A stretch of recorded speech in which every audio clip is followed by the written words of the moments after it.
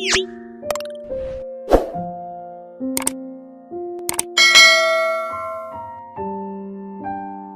kata Rasulullah itu ada 4 yang kalau sudah punya 4 ini semuanya beres kehidupan dia. Satu adalah istri yang baik, yang paling bagus tentunya, yang paling tinggi. Yang kedua adalah kendaraan yang nyaman, lalu rumah yang nyaman, yang keempat tetangga yang baik. Nah, jadi aku hidup aku asli orang Chinese. Aku lahir di Palembang dan keluargaku semuanya Chinese hampir. Kita tinggal di Palembang, besar di Palembang. Lalu pada saat kuliah aku baru pergi ke Bogor. Jadi dari Palembang tanpa ada pengalaman apapun aku pergi ke Bogor. Karena aku dari dulu sampai kuliah itu tinggalnya di Palembang dan bareng orang-orang Chinese, maka aku juga punya pandangan yang umumnya. Aku nggak tahu ya kalau pandangan di kota yang lain ya, tapi kalau umumnya Chinese di Palembang saat itu adalah mereka melihat Islam itu adalah sesuatu yang kurang baik pada saat itu. Aku nggak tahu kalau sekarang. Dan itu aku juga tidak nyalahin. Dan itu adalah sesuatu yang sangat wajar. Kenapa? Karena aku juga nggak suka. Kenapa? Karena mereka ngelihat orang Chinese itu kayak ngelihat ATM pertama. Jadi ngelihat orang Cina, ini orang punya duit ini. Pasti kaya, pasti tajir gitu. Kaya. Terus kita todong aja di jalan, kita palak di jalan. Jadi aku udah berkali-kali ketika jalan ke mall ataupun jalan ke toko ataupun pas jalan pulang dari sekolah, itu udah biasa melihat kelakuan-kelakuan orang Muslim di Palembang pada saat itu yang membuat aku punya kesimpulan Muslim itu memang salah, Muslim itu memang buruk. Padahal orang-orangnya aja ya. Orang-orangnya di aja. situ khususnya. Silet pernah nempel di sini, lalu kemudian garpu, pisau, udah biasa. Orang Palembang punya namanya nodong. Nodong tuh pakai senjata tajam. Iya. Jadi mulai dari silet sudah pernah. Bukan cuma di Palembang aja di sini. Iya, di sini juga sama ya. Di sini juga cuma nodong kayak Palembang lebih parah kayaknya. Jadi di situ aku mengembangkan semacam kayak persepsi bahwa Islam itu agama yang orang-orangnya kayak gini. Dan aku pikir semua orang-orang yang bukan Muslim, orang-orang Chinese yang ada di sana juga berpikir hal yang sama. Bahwasanya mereka jarang sekali melihat orang-orang Muslim yang orang-orang Muslim ini bisa dicontoh atau bisa dijadikan sebagai sesuatu yang kayak legitimasi bahwa Islam tuh nggak gitu. Misal ketika mereka janjian orangnya telat, ketika mereka main ke rumahnya jorok, mereka tidak passion dalam kerjaan mereka tidak benar dikerjainnya dan seterusnya, yang semua itu membuat pandangan itu terhadap Islam, bukan terhadap Muslim sebenarnya. Aku tumbuh dalam kondisi seperti itu. Sampai ketika pada satu titik SMP aku mulai untuk mencari, aku mulai berpikir benar nggak agamaku ini, aku mulai berpikir apa sih yang namanya kebenaran itu. Aku masih ingat nenekku pernah bilang gini, kamu boleh pilih agama apa aja, Lik, asal jangan Islam. Nah, aku pikir itu sudah menggambarkan kondisinya kayak apa di Palembang pada saat itu di tengah-tengah keluargaku. Nah, lalu kemudian ketika aku coba untuk berpikir, coba untuk nyari jawaban SMP tentang masalah Tuhan, tentang masalah keimanan, tentang masalah agama dan seterusnya, itu membuat aku punya kesimpulan. Ceritanya panjang, tapi kesimpulannya kayaknya Tuhan gak ada. Kayaknya Tuhan gak ada, kayaknya agama tuh bohong. Karena aku suka main game. Dan game itu mengantarkan aku pada kesimpulan seperti itu. Dan itu serem memang. Aku lihat game-game itu adalah termasuk terutama game Jepang. Itu sangat serius sekali buat game. Itu salah satu contohnya Final Fantasy Xenogears. Itu menghabiskan mungkin praproduksi sekitar 2-3 tahun. Mereka buka kitab suci, mereka buka kitab psikologi, mereka buka kitab sejarah, dan mereka meramu game untuk membuat satu konsep tentang kebenaran bagi orang-orang yang main game tadi. Aku termasuk yang kena. Oh, Tuhan itu cuma AI. Oh, Tuhan itu cuma bayangan manusia untuk ngatur manusia yang lain. Oh, agama ini sumber konflik. Oh, kita itu bisa lebih baik loh tanpa agama. Saya nggak ada agama baik-baik aja. Nenekku nggak ada agama juga baik-baik aja. Dan seterusnya. Akhirnya aku nggak perlu agama dong. Aku gak perlu Tuhan dong. Karena aku bisa berbuat baik tanpa ada Tuhan. Aku bisa jadi orang yang benar dalam tanda kutip tanpa ada Tuhan. Maka aku menghabiskan masa SMP ku tidak punya Tuhan. Dan tidak punya agama. Apalagi Tuhan aja gak punya. Tapi aku gak berhenti untuk berpikir. Aku suka sekali pelajaran sains karena di situ seolah-olah menyediakan jawaban kalau andaikan Tuhan gak ada, lantas seperti apa yang harus kamu yakini dalam kehidupanmu. Tapi ternyata ketika aku belajar sains, aku justru mendapatkan Tuhan. Itu anehnya. Jadi aku udah berusaha tuh gak mau bertuhan sebenarnya. Kayaknya keren gak bertuhan tuh kan ya. Lalu kemudian ketika aku belajar, aku melihat beberapa contoh-contoh sederhana, aku semakin berpikir gini, jangan-jangan Tuhan ini ada. Kenapa? Belajar fisika, belajar tentang awal mula kehidupan manusia, origins of life dan seterusnya, awal mula kehidupan, bahkan ngelihat teori-teori dan segala macam yang ada. Aku bilang gini, sebentar, kalau andaikan Tuhan tidak ada, harusnya ada sebuah penjelasan tentang bagaimana semua ini terjadi. Ya. Dan ternyata nggak ada satupun teori yang terbukti secara sains. Lalu kemudian untuk bagaimana dunia ini ada, yang ada adalah teori untuk menjelaskan teori kenapa bumi ini ada atau kenapa kehidupan itu ada. Wow. Semua ini membuat aku berpikir jangan-jangan Tuhan ini ada. No, Pikir. I love it.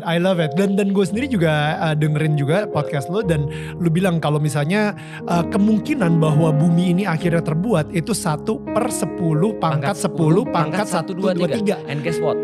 Yang ngomong itu ateis.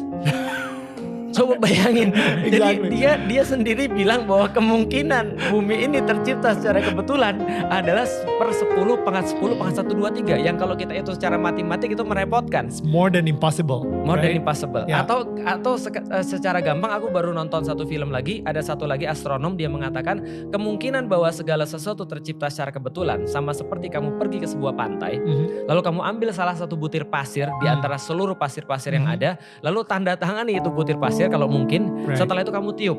Yeah. Lalu kamu pergi tahun depan balik lagi ke spot yang sama. Lalu kemudian ambillah randomly satu butir pasir. Berapa kemungkinan kamu dapat yang kamu tanda tangani? Itu kemungkinannya jauh lebih besar daripada kemungkinan alam semesta tercipta secara kebetulan. Wow. Itu mind blowing. Akhirnya aku pikir ya udahlah aku nyerah. Ya. Singkat cerita setelah aku berpikir, belajar fisika, belajar biologi, belajar kimia, aku justru dapat tanda-tanda ada Tuhan di situ. Ya. Aku jadi berpikir ya udah aku nyerah. Aku nggak punya explanation terhadap kenapa semua ini bisa terjadi kalau bukan ada Tuhan. Karena I like your question atau tantangan gitu ya, the challenge gitu, antitesisnya di mana yes orang-orang sering bilang kalau ada Tuhan buktiin. Betul. Tuhan itu ada. Betul. Tapi orang ateis ini kita bisa tanyakan hal yang sama, buktiin juga kalau Tuhan itu tidak ada. Dan kita nol sama. Exactly. Ya, so I love that thinking gitu, dan emang benar kita nggak akan pernah bisa menjelaskan bahwa Tuhan itu tidak ada. Betul. Ya. Maka kita nol sama. Betul. Dan lucunya lagi adalah mereka lupa dengan metode ilmiah. Metode ilmiah itu adalah sesuatu tuh ada sampai kita buktikan itu ada, dan sesuatu tuh tidak ada sampai kita buktikan itu tidak ada. Berarti mereka tidak bisa bilang sebenarnya Tuhan itu tidak ada karena mereka tidak pernah membuktikan Tuhan tidak ada. I love that. Nah, tapi itu kan salah satu cara berpikir. Ada cara berpikir yang lain yang nanti akan kita sampai ke sana. Tapi after all ketika aku merasa bahwa ya udah aku nyerah, aku nggak bisa punya explanation atas semua ini, akhirnya aku bilang oke, aku nyerah, Tuhan ada. Tapi aku tetap nggak percaya agama. Karena nggak ada satupun orang beragama yang menurutku beres, gitu kan ya. Semakin orang ini beragama, semakin ada sesuatu yang bermasalah dari dia. Apakah dia dari tiba-tiba teman kita sohib pas lagi main game bareng, jahat bareng, tiba-tiba dia sudah punya agama, dia tiba-tiba jadi asik. Jadi iya nggak asik, dia jadi penceramah gitu. Right. Tiba-tiba ketemu kita, bertobatlah, Lex. Kerajaan Allah sudah dekat. Aku bilang apa ini orang? Padahal dulu dia manajer sepak bola kita kan gitu kan ya. Ada lagi yang kemudian dulunya orang jahat banget. Coba bayangin ya. Kan itu di Palembang ada Jalan Sudirman namanya. Itu sebelah kiri kanan orang Chinese semua. Dan itu mereka punya toko di bawah dan lantainya 3-4 lantai di atas. Dia kerjaannya tuh di atas sampai kemudian julurin lidahnya terus ngeludahin orang di bawah. Jadi dan kita lihat mana ludah kita yang kena kepala orang. Iya makanya. Dan ketika dia tobat, dia tiba-tiba jadi ya nggak asik, ajak main bola nggak mau, ajak main game juga nggak mau, dan segala macam, ngajak untuk crime juga nggak mau. Ini kan kayak ini agama menjauhkan teman saya. Right. Agama membuat teman saya itu selalu mempertanyakan saya yang dulunya dia asik-asik aja. Yeah. Kenapa dia harus udah jadi kayak gini? Jadi kita pikir aku tetap nggak mau agama. Ada lagi orang beragama tapi ternyata dia bermasalah. Nah, itu kita paling suka tuh dengan orang-orang kayak gitu. Dia beragama tapi dia cerai, gitu kan ya. Dia beragama tapi anaknya tidak dididik dengan dia baik. masih suka mabuk-mabukan. Kita paling suka tuh yang kayak gitu. Karena kan kita kan julid gitu kan ya. Kita senang dengan orang bermasalah. Kenapa? Karena itu membuat kita merasa lebih baik daripada dia. Right. Artinya ya udah aku nggak suka dengan orang-orang beragama. Sampai pada satu titik ternyata aku mentok lagi. Aku mentok bahwasanya aku ngakui Tuhan. Lalu aku nggak mau beragama, tapi satu titik aku memerlukan aturan dari Tuhan dan aku bertanya-tanya Tuhan ini yang mana? Ketika aku tahu bahwasanya Lego aja, aku kan suka main Lego. Lego itu kalau nggak salah yang paling salah satu wishlist yang mungkin nggak akan aku beli gitu kan ya, itu adalah Millennium Falcon. Oh ya, yang gede. Ya. 7.000. Ya, yang Star Wars ya, yang Star Wars, Millennium Falcon. 7.000 pieces. Ya. Aku pikir gini, aku nyusun yang 2.000 pieces aja itu setengah mati. 7.000. Can you imagine? Kalau ada orang beliin Mas Daniel Millennium Falcon, lalu dia awurin di depan ruang tamu Mas Daniel. Lalu dan dia bilang, ini gambarnya kalau sudah jadi ya, tolong disusun. Tanpa kasih buku petunjuk. Ternyata buku petunjuknya kalau kita download aja berapa? 300 atau 600 halaman. Ya, betul. Tanpa kasih buku petunjuk. Mungkin gak itu dirakit? Enggak. Padahal itu baru Lego. Apalagi kehidupan manusia yang jelas lebih rumit, lebih parah. Ada interaksi dengan manusia, ada perasaan, ada jiwa, ada segala macam. Dan kita disuruh ngerakit hidup kita sendiri. Impossible. Gak mungkin. Aku mentok lagi. Ketika aku mentok lagi aku baru mulai bertanya. Tuhan ini siapa? Kalau dia benar-benar ada. Dan aku yakin dia ada, cuma aku gak percaya agama. Dia pasti ninggalin signs untuk aku. Dia pasti ninggalin tanda buat aku. Karena manusia suka tanda, karena manusia curious. Maka dia pasti ninggalin sign, gak mungkin dia gak ninggalin sign. Perjalananku berikutnya dari SMP kelas 3 sampai kuliah itu nyari sign. Total aku menghabiskan waktu 5 tahun dari SMP kelas 2 sampai kuliah. Aku baru dapat, oh ternyata bagi aku pada saat itu dan sampai dengan saat ini Tuhan itu namanya Allah. Oh ini signs yang telah dia berikan pada aku yakin 100% ini nama Tuhan aku, nama Tuhan aku Allah, nama agama aku Islam. Nah itu baru setelah 5 tahun. Wow. Tapi again 5 tahun ya, maksudnya 5 tahun. Iya, take your time. What are the signs? What were the signs?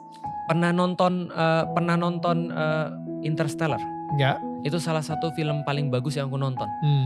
Aku pikir ini film gak bagus. Oke. Tiap kali aku nonton, kok bosen ya? Right. Itu kan 15 menit pertama sangat membosankan. Ternyata setelah aku nonton, aku gini, wow. Kunci film ini ada di 15 menit pertama. Itu sains semua itu. Itu sains semua. Dan orang itu semuanya punya reaksi yang sama ketika melihat sains. Kecuali beberapa orang terpilih, mereka bosan, mereka merasa kayaknya enggak deh. Mereka merasa pusing, mereka merasa bimbang. Itu pun sama dengan aku. Sains apa yang aku maksud? Sebenarnya sains itu udah dari dulu semuanya. Kalau soalan Islam, akhirnya sains aku masuk adalah, aku bilang begini. Di dalam agamaku yang lama, seseorang untuk beriman itu punya banyak cara. Dan kebanyakan cara itu adalah sesuatu yang mungkin bagi orang lain gak masuk akal. Ada orang mengatakan bahwa aku mimpi. Orang yang lain berkata, aku tidak pernah mimpi dalam kehidupanku. Dalam tidurku tiba-tiba semua gelap gitu kan ya. Tiba-tiba semua ya. Ada yang merasa, aku gak pernah mimpi. Lalu gimana cara aku beriman? Ada orang bilang, aku ketika ada momen ini dan segala macam. Aku pikir kalau Tuhan itu ada dan dia memberikan sign, harusnya sign itu bisa dipakai dimanapun, kapanpun dan siapapun. Berarti ini tidak boleh ada perbedaan dong. Harusnya ketika dia orang Chinese dan dia orang Jawa, harusnya dia bisa sama-sama dapat. Dia orang Denmark, dia orang Inggris, dia bisa sama-sama dapat. Regardless apapun mereka tetap harus bisa dapat sign itu. Lalu apa yang kita punya in common? Akal. Maka aku cari dari situ. Itu setidaknya bagiku. Walaupun aku tidak merendahkan orang yang dapat hidayah atau dapat iman mereka dengan menggunakan cara yang lain. Supernaturally misalnya. Supernaturally ataupun segala sesuatu yang mungkin kita gak bisa jelaskan. Tapi aku percaya bahwasanya iman ini harus bisa di copy paste. Itu dimanapun, kapanpun dan siapapun. Nah maka ketika aku dapat itu lewat akal, salah satu contohnya adalah bahwa ketika aku baca Al-Quran, aku gak mendapat itu pada sesuatu yang lain. Bahwasanya ada konsistensi di situ, ada beberapa hal yang benar-benar gak mungkin bahwa dia Tuhan yang hanya Tuhan yang tahu, dan banyak hal yang ketika aku lihat sains demi sains itu semakin membuat aku sadar kayaknya yang buat ini bukan yang main-main. Dan aku sampai sekarang terbuka sih. Aku bilang, bapak ibuku bilang, Lik kamu tuh terlalu close minded. Kamu terlalu berpikirmu tertutup. Kamu sudah merasa bahwa Islam itu yang benar. Kamu gak ngelihat yang lain. Aku bilang enggak, aku tetap open minded. Justru karena aku open minded, aku sampai kepada Islam. Dan sampai sekarang pun aku open minded. Andai kan ada sesuatu yang lebih membuat aku tercerahkan, terpuaskan secara pemikiran, tentunya aku akan mau. Kenapa? Karena Islam yang nyuruh. Islam adalah mungkin bagiku satu-satunya agama yang ngajak orangnya dan nantang orangnya untuk mikir. Di saat yang lain justru salah satu yang maklum namanya juga ateis newbie, aku selalu membanggakan bahwa aku tuh berpikir agama tuh tidak. Oh kamu orang beriman, kamu pasti gak mikir ya. Oh kamu orang beriman, kamu pasti close minded. Dan sampai sekarang mungkin ada orang-orang yang mungkin gak mengakui Tuhan, dia menjudge orang yang lain yang bertuhan sebagai orang-orang yang tidak mikir. Ya. Aku selalu bilang waktu itu, tau gak kenapa mereka beragama? Karena mereka gak mau mikir, maka cara mudah untuk gak mau mikir adalah pakai Tuhan, beragama. Aku berpikir dulu begitu.